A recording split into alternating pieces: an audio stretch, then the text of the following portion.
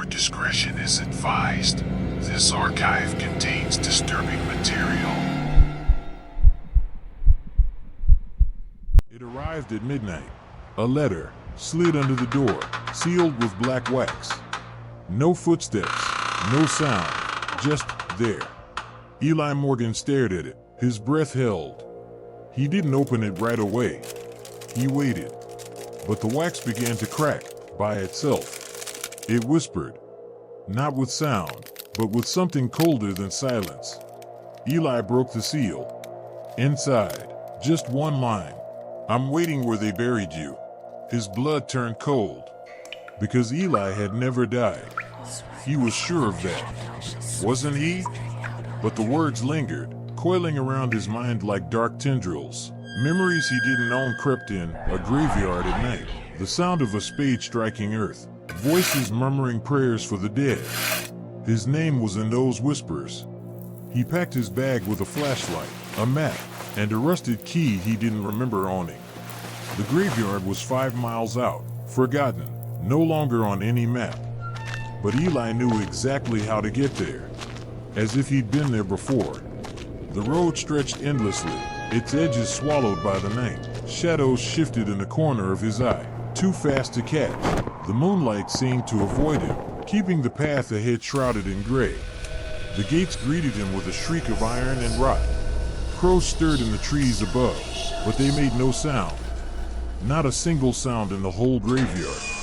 Even the wind held its breath. Eli stepped through the gates. Immediately, the fog thickened.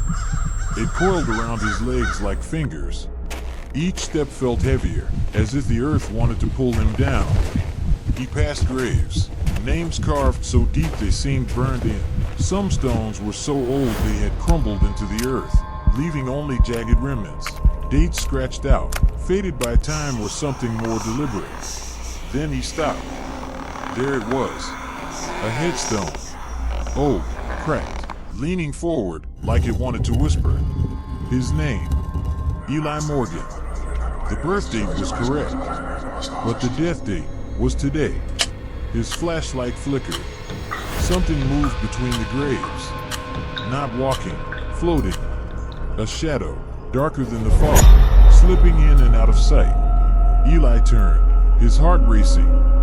Nothing. Only the wind now, but backwards. Leaves rising from the ground.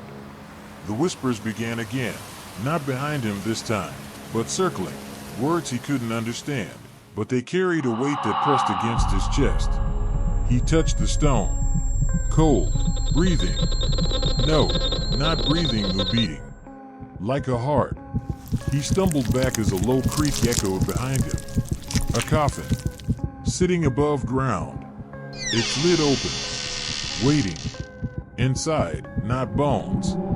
A mirror, old, warped, but it reflected Eli perfectly. Only, the Eli in the mirror was smiling. The real Eli wasn't. The mirror Eli raised his hand. Eli didn't. The smile widened, too wide. Eli turned to run. But the graves had shifted. The path was gone. Only headstones now, all with his name. All with today's date. He ran. Fog tearing at his arms. The trees leaned in closer, branches like claws. A laughter began to rise, faint at first, but it grew. It wasn't coming from the graveyard. It was coming from inside his head, from inside his chest. The letter. It was back in his pocket. He didn't put it there. His hands trembled as he opened it again. New words had appeared. You left me here, now stay.